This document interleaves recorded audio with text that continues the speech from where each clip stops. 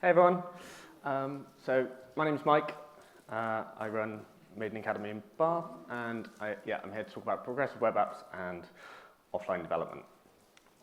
So a little bit about me before we kind of get started. I'm a full stack developer based in Bath in the southwest. I write LAMP and Node. My job is basically to teach software developers. I kind of just learn stuff and then teach other people it. If you want to find out more about that, please come talk to me afterwards. But I'm here to talk about progressive web apps. So when I started writing this talk, the first thing I did, as everybody does, I guess, is Googled what is a progressive web app. And this is what Wikipedia says a progressive web app is. Progressive web apps are experiences that combine the best of the web and the best of apps, which is obviously really, really useful. I totally feel like that completely tells me exactly what a progressive web app is. So let's dive a little bit deeper. So the term PWA, or progressive web app, was first coined or came around in an article written by Alex Russell in 2015 and a couple of other people. The idea, so it came up in a blog, and the idea was that it would be a web-based application, like what you already have, but that would appear to a user like a native application. So it would work in all the same way that your native apps already work, but through the web. So it would do things like offline or caching or using the camera, all that kind of stuff. But the key thing would be that it would be operating system agnostic. So at the moment you have maybe an iOS app, you have an Android app. If you want to do desktop, then you've also got desktop applications as well, and then you've also got your web app. So you're probably maintaining, maybe 3, 4 different code bases. The idea behind a PWA was, let's just have one code base, one web application that would work across all operating systems, so we'd only need to maintain one code base.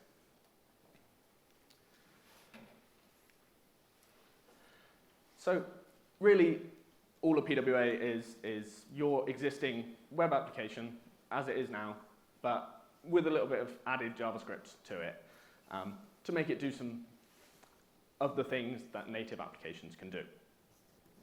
At the moment, if a user wants to use a native application, wants a mobile app on their phone, then they're doing one of two things. They're either going straight to the App Store, finding your app, downloading it, and then installing it and running it. Or they're going to your website where you've got one of those pop-ups that says, we have a native app, and then they do the same process. The pop-ups are really annoying. You probably all use Reddit via the web thing, and that pop-up is the most annoying thing ever that comes up every 10 seconds telling you to go and install their native app. It just wastes the user's time sending them off to the App Store, potentially costs you users where people just don't want to go and download your native app. And of course it requires a bulky download for them, so it takes up potentially a lot of space on their device. So instead, why don't we just cut out the middleman? Let's get rid of the app stores. And instead of having to install an application to use it, why not just use the application that you've already built, the web application that exists, and we can just get the users to install it there and then. And we can then give them all of the functionality and all the features of a native app. At the moment, this requires a few different things that we're going to go through and talk about now. But basically, once the user has visited your web application, it will prompt them to say, do you want to install this? If they click yes, then it will silently install in the background whilst the user continues to navigate around your application without having to do a large bulky download and wait before they can actually start interacting. At the moment, the requirements for this, at least in Chrome, are that the user has to interact with your web application for at least 30 seconds before the prompt will appear. But that changes between browsers and operating systems, and they're changing the criteria for how quickly the prompt appears quite regularly. So this is really fast, so I'm going to let you watch this a few times, but you go to a website, you get the prompt, hit the Add to Home screen, it installs quietly in the background. Let's go back to the home screen, and there's the application, which if you open, it then opens not in a full version of Chrome, but in a standalone, or what looks like a standalone app. I'll just let you watch that again, because the GIF's quite quick.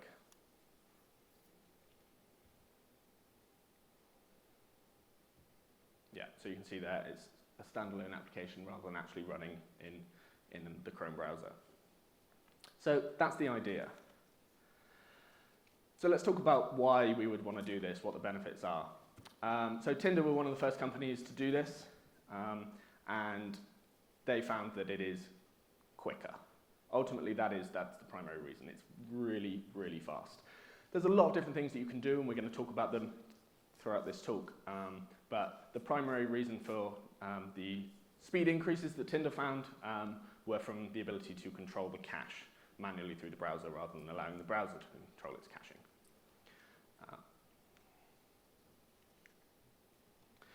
Uber have also got PWA. They decided that rather than building a fully fledged version of their native application, that what they wanted to do was build one that just meant you could use it from anywhere, no matter what you were doing. So they made it as small as possible. It takes 3 seconds to load on 2G, so no matter how bad a situation you find yourself in the middle of a field, in the middle of nowhere, you should, in theory, be able to order yourself an Uber, regardless of your internet connection. Trivago have also done this, so as well as the speed increases, it also actually has real business benefit. So they found that their user engagement was massively increased in comparison with their original web application. This was primarily due to, one, speed, but two, from the ability to implement things like user prompts, push notifications, offline support, all of the things that come along with a native application, but through the web. Ultimately, that then results in an increase, the increased user engagement then resulted in an increase in things like hotel offer clicks and people continuing to browse, which is more money. And then the last one, Pinterest, same thing, so their user engagement went up by about 60% in comparison with their original web application, which results in, an increase in user ad revenue and an increased amount of time spent on the application from before. This one's also quite interesting because Pinterest also found that they had a between 2 and 5% increase over sort of their general stats in comparison with their native app. So their PWA is actually now outperforming their native application. Okay, so that's kind of the non-techie bit out of the way. Let's talk about actually how we do this. You need 3 things in order for your application, your existing web application, to be considered a PWA by a browser. First one's HTTPS. You're already doing that. I'm not going to talk about it. You need a service worker, which is a bit like a client-side proxy. We're going to talk about that as well. Firefox doesn't actually require that, but all of the others do, and you definitely want it because it's really useful. So we'll talk about what that does and how you can utilize it. And then the last thing you need is a web app manifest, which is like the settings for your web application to tell the user's device how to treat the application, what to do with it. Because I'm a bit OCD, I had to make my slide so that there was 2 on both sides, so I had to put 4 things on there. So you also do technically need user permission. It's not really a technical requirement, but like they have to click the button. And I had to have 4 things. Okay, so let's start with the user permission one. So as you saw earlier in the GIF, there's a add to home screen prompt, which appears when you meet the other 3 requirements in your web application. They've changed this a few times, how the prompt appears or when it appears. Initially, when they did it, it was 2 visits with a 5-minute gap between the 2 visits in order to trigger the prompt. It's now changed to 30 seconds of domain interaction, but that seems to change on a weekly basis at the moment. However, what they have settled on is this event called the before install prompt event, which fires just before the install, before the pop-up will appear. When that fires, you can then hook into it and control it if you want to, or you can just allow it to display the prompt. The prompt will only appear if the other 3 criteria are met, the HTTPS service worker and web app manifest. Once the prompt has appeared, if the user accepts the prompt, then it will just install the application quietly in the background to the user's device. If you want to control the prompt, you can do something along these lines. So here I'm hooking into the before install prompt event. I'm preventing default on it so that it doesn't actually display the prompt immediately. I'm just showing a button so that we can give users an actual style button by us to allow them to do the install rather than using the browser's default install button. And then you can hook into the click of that button, trigger the prompt, and then control what happens. Generally, most people are not bothering to do this and they're just relying on the default browser prompt event, but if you want to have your own button, then you can do something like this. Okay, so that's the user permission stuff. Let's talk about the web app manifest. So this is your settings file for how the application should be treated by the user's device. It's a JSON file that you link to from your HTML in the head, and it controls all sorts of things about what the device should do both when installing your application and then when the user is launching it. So you can set things like a background color, which is the background color to be displayed whilst it's kind of booting your application, so sort of like a splash screen. You give it the name, which is the name it will display on the user's device on their home screen. Start URL, so you can point it at a different page on your application. So when they click the link, it doesn't necessarily go to your home page. It could go to a specific page for your app. You can decide how it should display. So that's kind of the important one. The display standalone bit allows us to make it open so that it appears as if it's a separate application rather than actually opening in the user's browser as a tab. You can just have it open as a tab in the user's browser, but the standalone one actually makes it look like a native app. And then last, you can control the icons as well, which is an array, so you can provide all sorts of different sizes of icons depending on the device that the user has. The GIF that you saw earlier was just, if you don't provide an icon, it uses the browser's default, the Chrome icon, but you can control that. Now, that all sounds great, but actually none of this works on iOS, or not really. So there's no prompts on iOS yet. Whether they're going to put them in, we don't know, but at the moment, no matter if you meet the criteria or not, they don't have any install prompts. That being said, you can still add things to the home screen on an iOS device, but the user has to do it manually by going to the three little dots and going settings and add to home screen. So there is now an NPM package that you can just install, which will kind of fake the prompt, and it will say, if you want to add this to the home screen, and then it kind of has a little GIF that shows the user how to do it by clicking on the three little dots, which is, yeah, it works, but it's not as good as Android. The same with the web app manifest. That doesn't really do anything on iOS. So they've kind of tried to recreate it a little bit with these link and meta tags. So you have control over the icons that are used when installing to the home screen, and then whether the application should appear as a separate native application or whether it should open in a separate tab. So there's your three things that you have control over there. Okay, so that's the settings stuff. Let's talk about the service worker. This is where it gets a little bit more exciting. So a service worker is a client-side proxy. So it's a JavaScript file that runs in the browser in a separate execution thread from your normal front-end UI JavaScript. It doesn't have any access to the DOM. It purely has access to your network requests. So it essentially sits on the outside of your JavaScript UI and then has the ability to interact with all incoming and outgoing traffic, and can then kind of control that traffic and do some exciting things with it. Whilst it doesn't have access directly to the DOM at all, it is possible to pass things between the service worker and your UI JavaScript using the post message API. It's not a great API spec. It's okay, but it's a little bit tricky. It's not ideal. But you generally don't need the service worker to have DOM access, which we'll talk about why now. So to get your service worker up and running, the first thing you need to do is check that the browser your application is running in support service workers. Provided it does, then navigator.serviceworker.register method, you just point that at wherever your service worker file is, tell it what scope it has, which essentially tells it what it can and cannot control. So you could only give it control from a specific directory or for your entire application.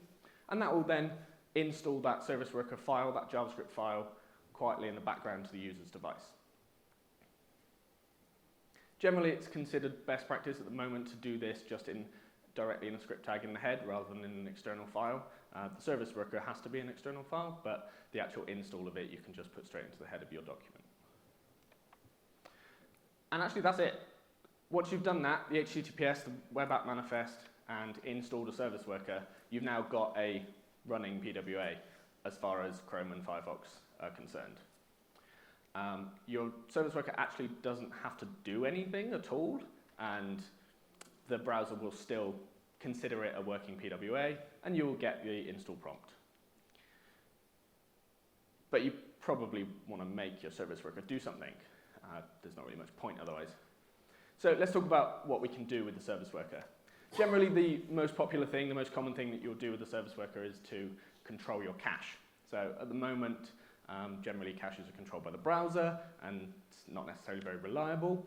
But actually, using a service worker, you can hook into the install event. So when the service worker itself is installed, then you can use the cache API to open your own cache and store any files that you like. That will then make them completely available for offline use. So unlike the built-in browser cache, if the user's device is offline, it won't try and get the file from the browser's cache. It will just go, no, I'm offline, I can't do anything. Whereas if you have manually cached something using this, when the user's device goes offline, it will just get it out of that cache. Or you can make it get it out of that cache. Yeah, okay. So the other thing that we can do is, as well as caching files on install, we can then hook into the HTTP traffic. So they call that the fetch event from within the service worker. So here I'm listening for all HTTP traffic.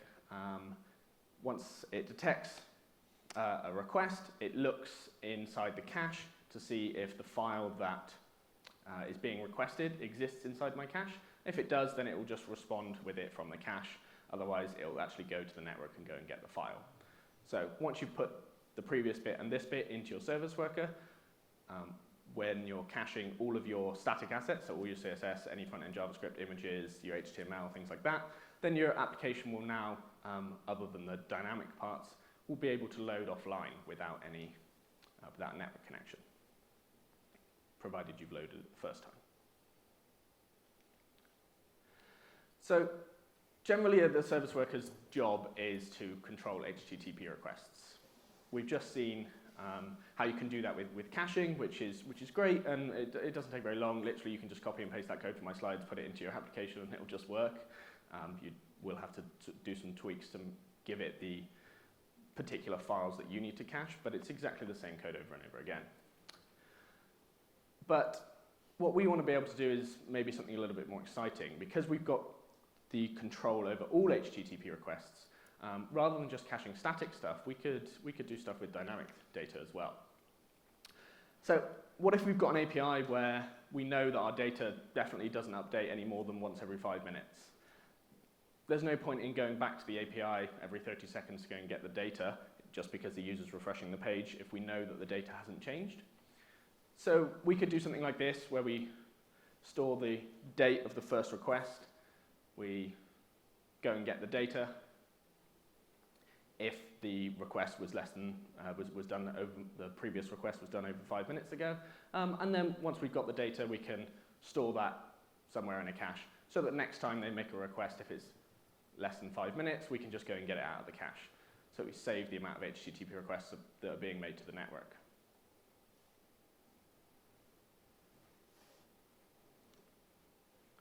So what's going on here is your user visits the page. They make the initial HTTP request to your application, which goes and gets some data, stores the data, and displays it. Then the user performs some kind of interaction. Maybe they change page or they refresh the page, and that requires the same data that you already had.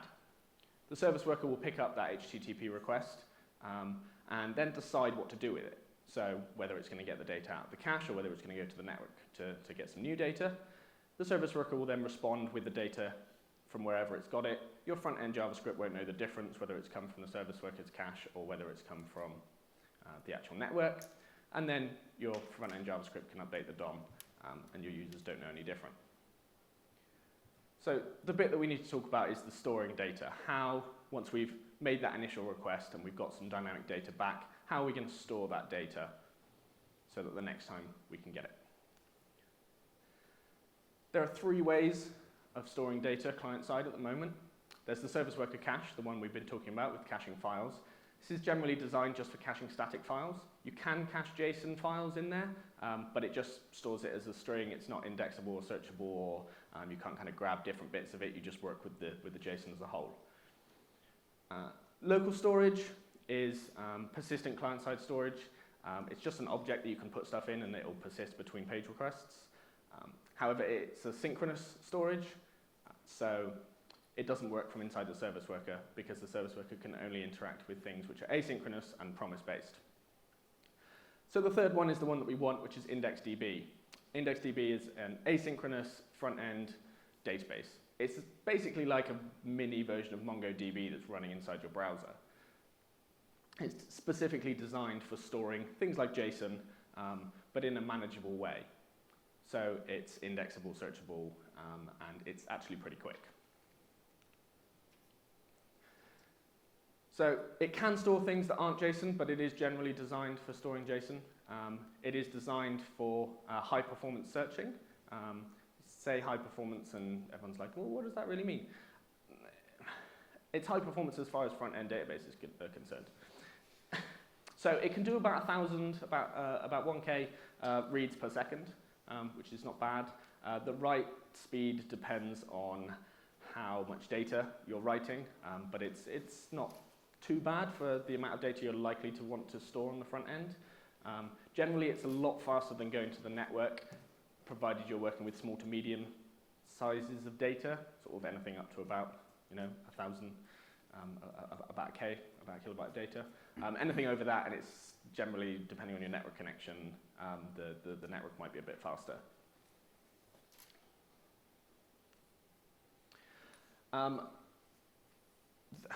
So I wanted to put this slide in here because this is actually an entire another talk that I could do. PouchDB is a library that you can install on your front end that is auto database syncing for your front and your back end. So it will sync your IndexDB database with your API, and you basically just set up a bunch of triggers and say, when this thing happens, store the data both in my IndexDB and send it to this API endpoint, and you can kind of do it both ways so that the two are always in sync. There's a lot more to it than that. Like I say, there's a whole other talk that I could do on this. If you want to learn more about PouchDB, come and talk to me at the end. It's really, really cool, but works really well for keeping your front end and your API up to date. But we're not talking about that, we're talking about IndexDB. So rather than using PouchDB for this, I've just used a library called Local Forage. IndexDB itself, the API is really complicated. Don't try and use it on its own, it's just not worth it. Local Forage is a fantastic library, which just makes interacting with your IndexDB database is really, really easy. So we start by opening the database using db.transaction, giving it the name of the database, and that will just create you a new one of that name. Tell it the permissions that you want, so read and write from that one. And then you tell it the table that you want access to. They call it an object store, because I was super imaginative, I've gone with to-do list and to-do table. Once you've got access to your table, you've then just got the add method available, where you give it the object and the key, and it'll just store that object against that key. It's as simple as that. Then to get it back out again, you've got the get method, where you give it the key, and it'll give you that back, the bit of the object that you stored previously. And then we've got the put method, where you can update existing data based on the key.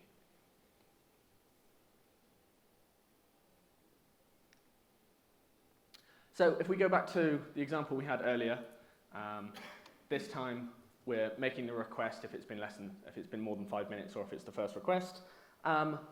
I've had to trim it down because there's not enough space on my slides, but we would open the connection to the database, we'd add our response into it using the request ID, and then we just return the response back to the front end. So as far as the front end is concerned, we've just got a request back from the network, but we've also stored that data in IndexDB so that we can go and get it later. So if it's less than 5 minutes since the last request, instead we can connect to IndexDB, we can run our get using the request ID, which will grab the data that we previously stored in IndexDB and return it, rather than having to go to the network to get the data we've already got.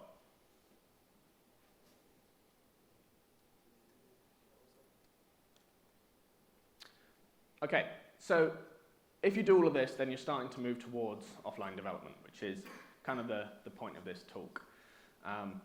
Once you've got your static files caching using your service worker cache, and you've got your dynamic data being stored in IndexDB, then in theory your application will now work or have the ability to work offline. Now, offline for web application developers or web developers is a little bit unusual, at least it was for me the first time I came to it, having not done a lot of app development before. So the things you need to think about are, well, one, UX, definitely. So we'll talk a little bit about the implications there and what you can do for your users. Generally, it's about updating your UI and telling them that you're not online anymore. If you're building an application where the data that the user is looking at is actually required with a network connection, if you're building a train time application and you're storing your data for 5 minutes on the front end, your users definitely need to know that. So you need to make sure that you're letting them know. Okay, so if we want to do true offline support, then when we do this call here, so this is the same code that we had before, when we do this call, we do the fetch to actually go and get the data from the network. That fetch will fail if you're not online. So we need to be able to handle that failed fetch request and go and get the data out of IndexDB so that we can actually have some kind of response. Now, fortunately, the fetch request for, when not online will just fall into the catch of your fetch. So you actually don't have to do anything particularly fancy. Just add your catch to your fetch request, grab the error, check that the error is actually an offline error and it's not that your API has failed or something else has gone wrong, but check that it's an offline error, and if it is, then just grab the data from IndexDB in the same way that we did before and return it just as we did before with nothing different. I couldn't fit it all on the slides, but you get the idea. If we're doing that, we then also need to make sure that we're updating the user and telling them that they're not online anymore.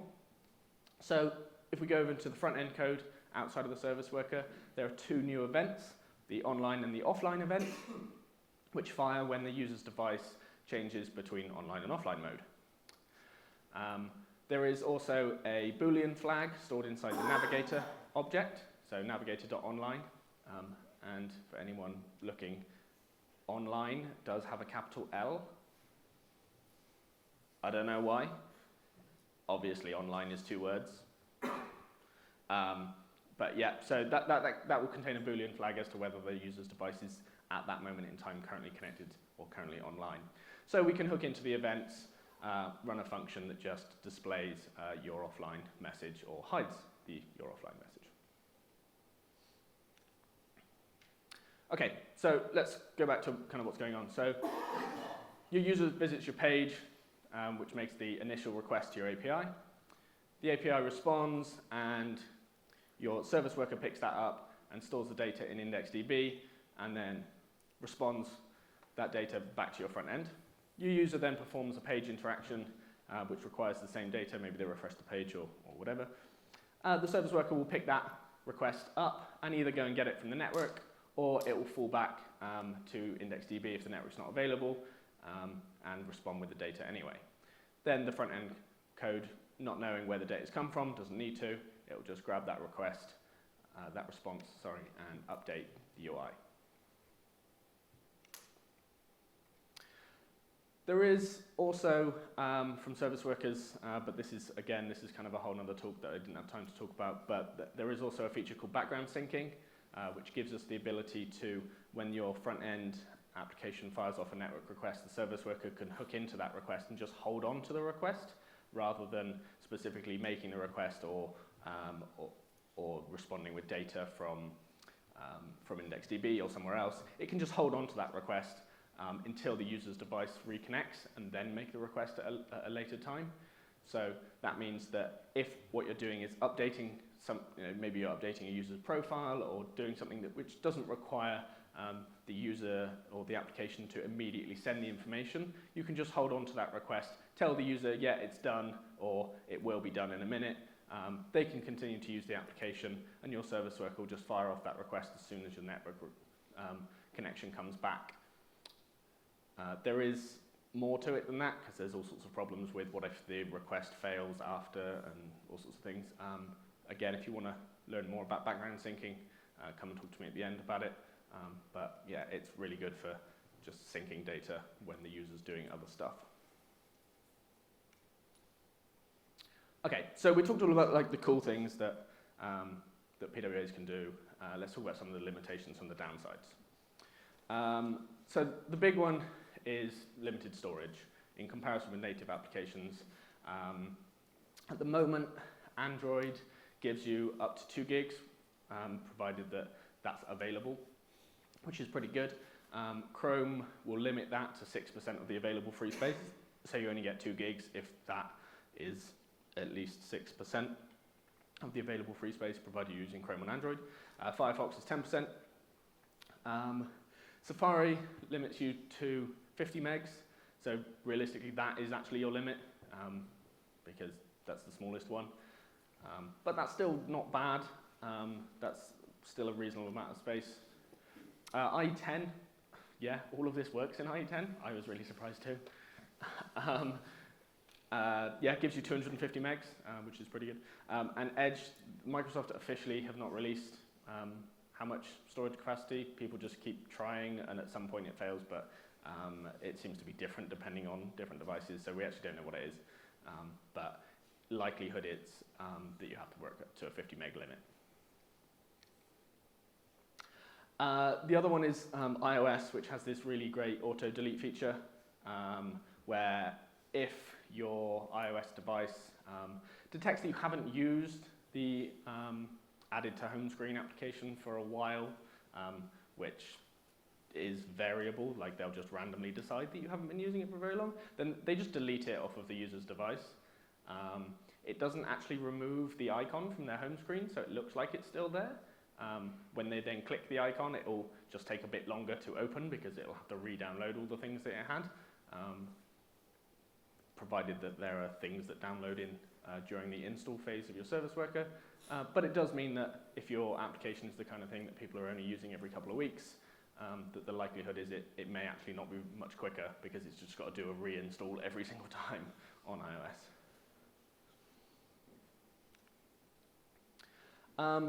The final one is, at the moment, your web applications have limited native access.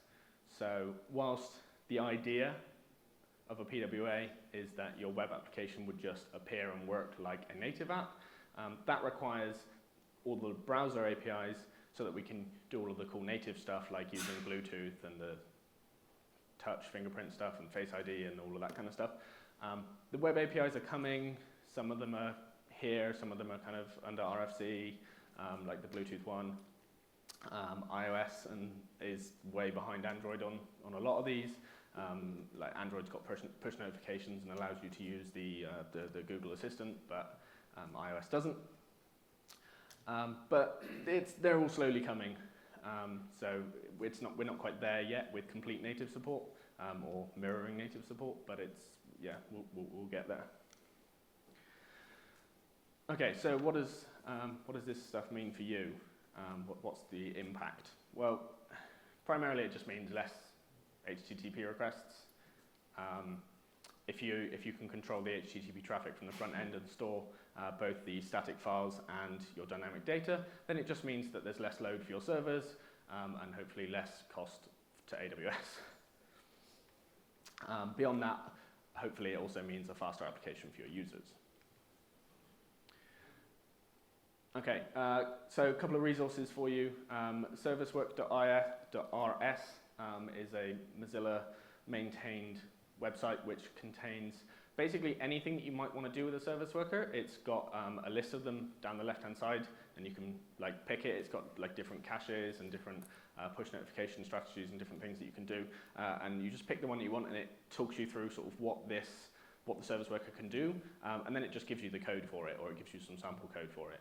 Some of them you can literally just copy paste and put into your application, like the file caching stuff. It's the same across all applications, whereas things like controlling your network requests are a little bit more complicated, but the tutorials are pretty clear, and this is maintained on a regular basis, so strongly advise going here if you're going to do service worker stuff.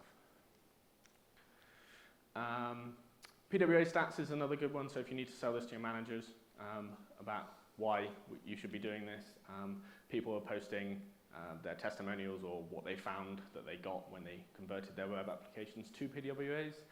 It's just pwastats.com. It's where all of my stats at the beginning came from. There's also, which I haven't got a slide on, but there's also a site called pwa.rocks, which is the same kind of thing. It contains a whole bunch of stats, but it also contains examples where people have actually posted like cool things that they've done with PWAs rather than just sort of stats. So that's worth checking out as well. Okay, I really love feedback, so I hope you've enjoyed the talk, but please come and talk to me at the end if you have any feedback. Yeah, I love that kind of thing. But otherwise, yeah, I hope you've enjoyed the talk, and please ask me any questions you like.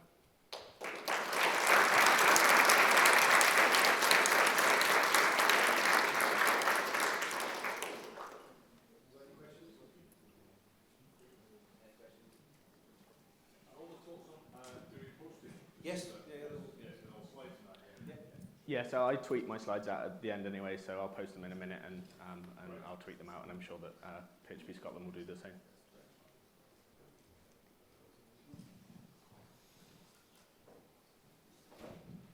Hiya, thanks for that, very interesting. I've done some React stuff, and I thought I'll start with a sort of boilerplate thing for doing PWAs, and then I'll do PWA stuff I never did. So, but I'll get around to it. One of my questions is, how do you handle application updates? So you install all the stuff and you cache all the stuff on your phone or whatever, and then what happens when you change the application? Yeah, okay. So usually I repeat the questions, but I think probably everybody can hear with the microphone.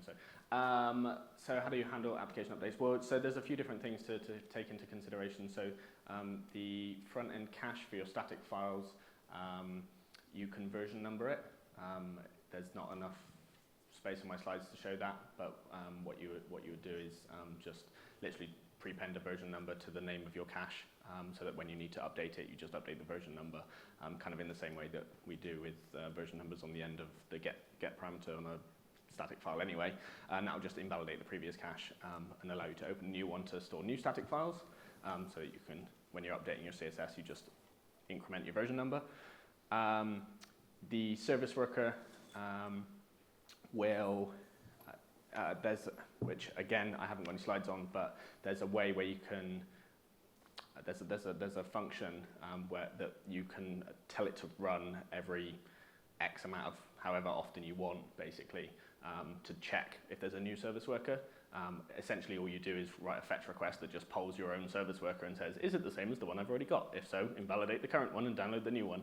I haven't got any slides on it because it's quite a lot of code, but it's exactly the same for everybody, and you can grab it off of the servicework.rs. So just go there and download it, because there's no point in me showing you how to do it. Yeah, and literally you just poll for the new service worker and just go, is this new? Again, you do things with version numbers to make it easier so that you don't have to do like string comparisons between your JavaScript. You can just go, is it a new version number? But yeah, essentially that's how you do it. Any more questions?